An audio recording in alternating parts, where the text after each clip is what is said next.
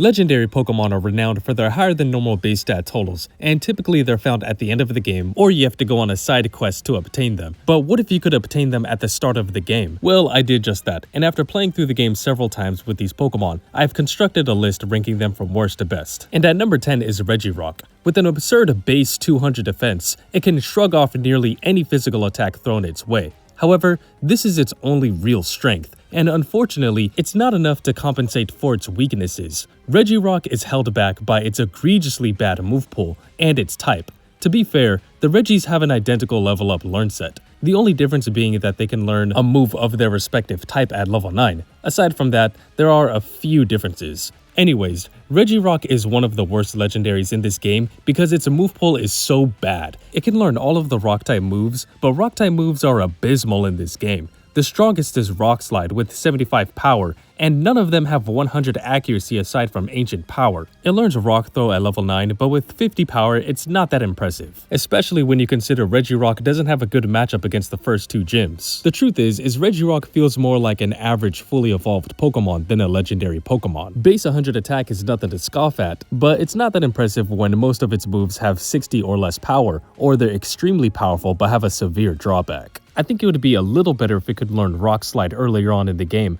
but Rock Slide is only teachable at the Battle Frontier, which is post-game. It can learn the TMs for Brick Break and Earthquake, but those aren't obtainable until before the 8th gym. I hate to do this to Regirock. I'm not saying it's terribly bad, it's just that it can't compete with the other legendaries. And number 9 is Registeel. Now, I will say that I think Registeel is only a hair better than Regirock.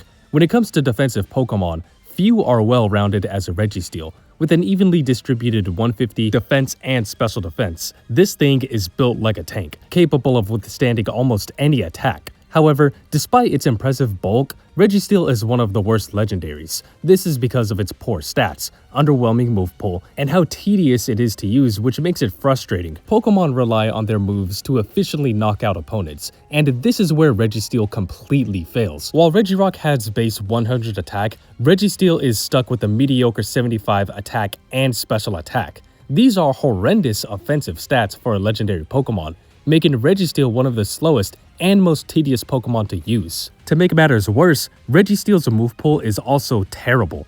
As a Steel-type Pokemon, you would expect it could have access to some strong Steel-type moves, maybe Meteor Mash. I understand why it doesn't have Iron Tail or Steel Wing because it lacks those features, but no. The only offensive Steel-type move it learns is Metal Claw, and that's it. It gets nothing else. So Registeel may have slightly higher special stats than Regirock, but it's weaker in the physical department. But it's lucky it's a Steel type, because Steel types are just the upgraded version of the Rock type. They have better defenses and have a grand total of 11 resistances and 1 immunity. If Registeel was not a Steel type, then it would rank lower than Regirock. And number 8 is Regice. Regice may not be the flashiest legendary in this game, but don't let its type fool you into thinking it's worse than its counterparts. While Ice is considered one of the worst defensive types due to it only resisting itself and it being weak to a lot of types, Regice manages to carve out a niche for itself that gives it the edge it needs over Regirock and Registeel. The key to Regice's success isn't just its monstrous 200 special defense, but rather its access to some of the best offensive coverage available.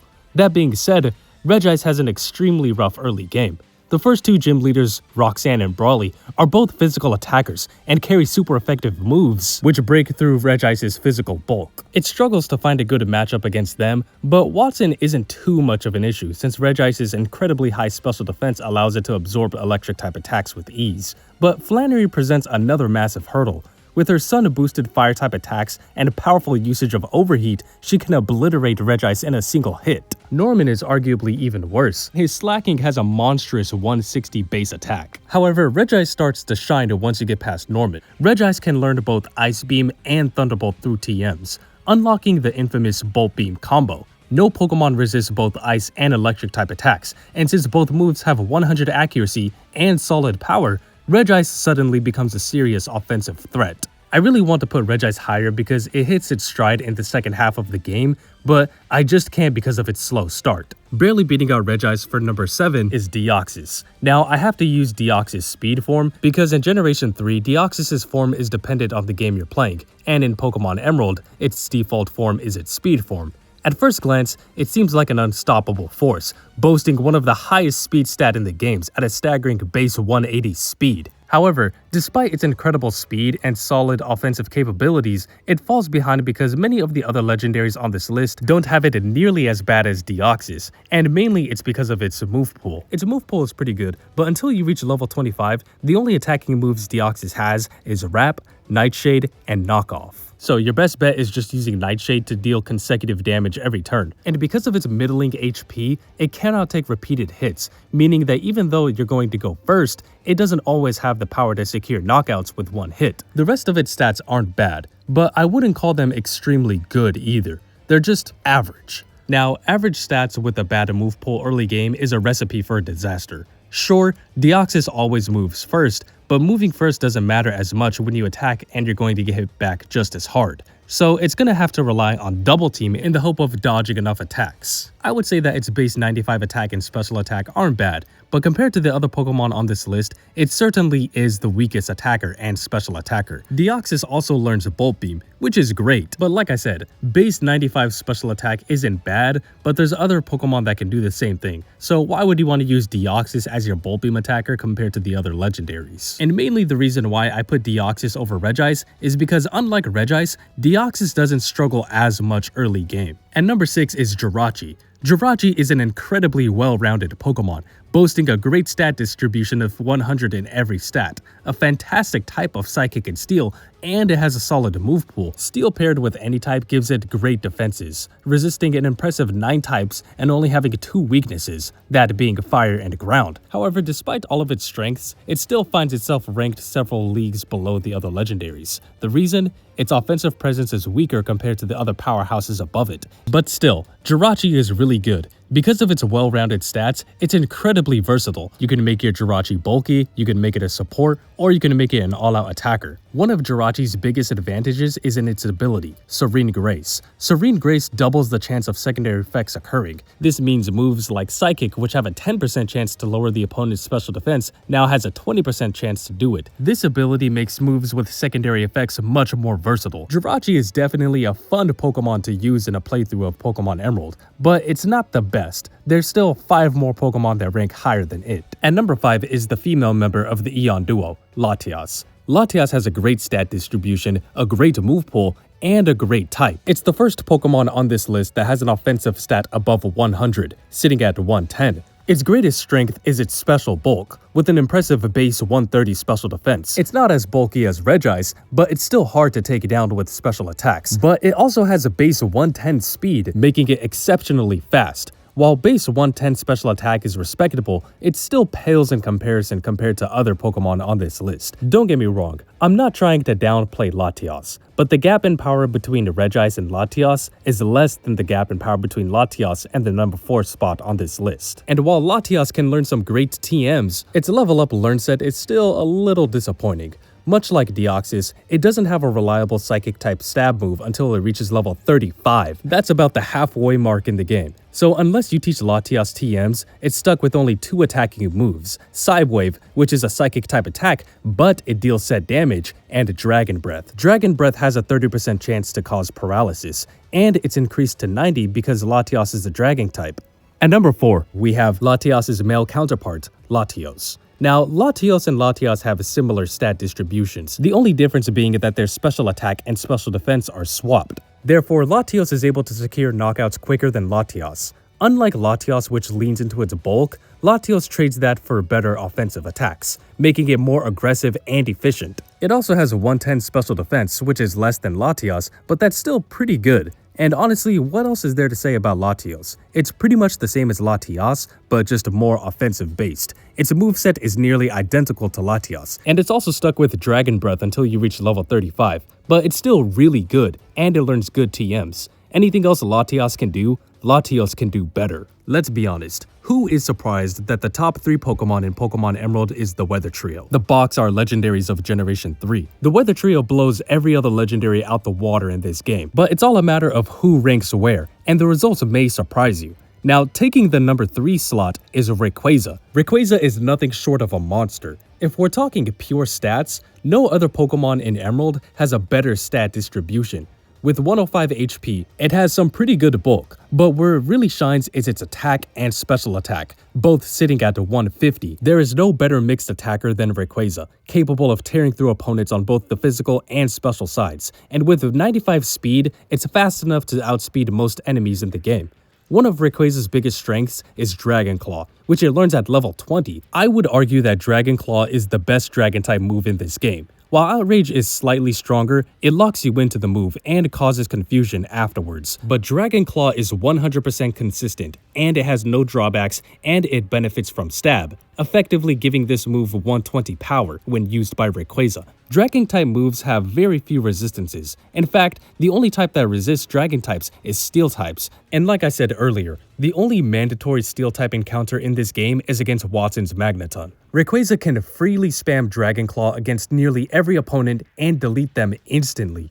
It also gets Dragon Dance at level 25, which is incredible to boost its attack and speed. But Rayquaza doesn't have a wide selection of physical attacks compared to its special attacks, but once it gets access to Fly or Aerial Ace, pair them with the Dragon Dance and it is a lethal duo. With its natural bulk, it can take 2 or 3 hits, allowing it to set up and sweep the opponent's team effortlessly. And what about its biggest weakness? Ice types, particularly Glacia, whose entire team revolves around ice types. But surprisingly, even she isn't enough to stop Rayquaza's rampage. Her Celio always opens up with Hail or Ice Ball, meaning Rayquaza can get 2 or 3 Dragon Dances off free. And thanks to its ability Airlock, it completely negates the effects of Hail, allowing Rayquaza not to receive passive damage, making the fight even easier. Unless Glacia lands a critical hit, Rayquaza can sweep her team no problem. So why isn't Rayquaza number 1? Well, it all comes down to consistency. Yes, it's absurdly powerful. Yes, it shreds through the game, but when compared to Groudon or Kyogre, they can just do it a little better. To put it simply, Rayquaza is the ultimate mixed attacker, and it deserves all the praise it gets. And at number 2, we have none other than Groudon. While Rayquaza is an amazing mixed attacker, it has to sacrifice some of its bulk, while Groudon sacrifices some of its special stats to achieve an insane base 140 defense. Groudon dominates several of the gyms through superior matchups. It shrugs off any physical attack, and it hits back twice as hard. Roxanne gets obliterated. Watson, who I'd say is the hardest gym leader in this game because he can decimate your team if ill-prepared, becomes a joke against Groudon. His electric-type attacks don't affect Groudon, and he just destroys them all with a single attack. Flannery also gets washed no problem, and while Norman Slacking can be a little bit difficult, Groudon's sheer physical bulk allows it to withstand even Slacking's hardest hits and win in a one-on-one fight. But what about its bad matchups? You think Winona, Juan, Glacia, or Wallace would be a little bit difficult for Groudon, but no. Groudon is able to obliterate them because it has the ability Drought. These matchups are not nearly as difficult as they may seem. Winona just needs to be hit by a Rock-type move or Thunderbolt, and that's pretty much it. Juan and Wallace, normally, Water-type specialists would be a problem for Groudon, but thanks to Drought, all Water-type attacks are cut in half, thus reducing their power. On top of that, Groudon can learn Solar Beam, and Solar Beam has base 120 power, and it doesn't have to wait to charge because of the sun. Even Glacia's ice types get massacred by Fire Blast. Yes, Groudon is a physical attacker, but base 100 special attack is still respectable, especially when its fire-type attacks are boosted by 50% because of Drought. Groudon may not be a fire-type, but it essentially has a fire-type stab in this game. And then there's Earthquake, the move that cements Groudon's dominance. Once it learns Earthquake, this game is basically over. With 100 accuracy, 100 power, and stab, it becomes a 150 power nuke with no drawbacks. It's essentially a ground-type Hyper Beam, but without having to recharge. Combined with the bulk up, Groudon can set up to absurd attack levels while shrugging off physical hits, allowing it to bulldoze through anything that is not immune to ground-type attacks. As amazing as Groudon is, there's still one more Pokemon that does an even better job at sweeping through this game than it. And reigning supreme at the number 1 spot is none other than Kyogre. No other legendary Pokemon in this game steamrolls opponents as effortlessly as it. While Rayquaza and Groudon have their strengths, Kyogre takes everything that makes them powerful and does it even better. While Groudon is built more on the physical side, Kyogre leans in on the special side, so its base 150 special attack is no joke. On top of that, its base 140 special defense makes it incredibly difficult to take down. And then there's its ability, Drizzle. If Groudon's Drought made it powerful, Kyogre's Drizzle makes it unstoppable. Rain boosts all water-type attacks by 50%. Now pair that with Stab. Now pair that with Kyogre's water-type moves, and they become twice as powerful. The Weather Trio each know a move of their respective type when you select them at the start of the game. Kyogre has Water Pulse, which has the highest base power of the three. Pair that with Stab and Drizzle, it turns this 60 power move into 120 power. Getting that right off the bat is an instant nuke. Then, once you beat Norman, you can teach Kyogre Ice Beam, Thunderbolt, and a Surf, which it turns this 90 power move to 180. These three moves are the trifecta in Pokemon Emerald. Almost every boss battle at this point in the game is going to have a team where the majority of their team is weak to at least one of these three moves. Sure, Rayquaza, Latios, and Latias can also learn these three moves, but Rayquaza doesn't get Stab plus Drizzle, nor does the Eon Duo, and the Eon Duo has less special attack. On top of that, they can all learn Thunder, but Kyogre is the only one who can use Thunder to its fullest extent. It has 70 accuracy, so it's a little risky to run it for the dragons, but not for Kyogre. This is because of Kyogre's Drizzle. Thunder will never miss in the rain, so there's no reason for Kyogre to use Thunderbolt over Thunder. Let's not forget that Kyogre also has Calm Mind. In truth, it doesn't need Calm Mind, but it's not going to hurt to use it. You can set up if you want, and you're already going to destroy the opponent even more than you were going to.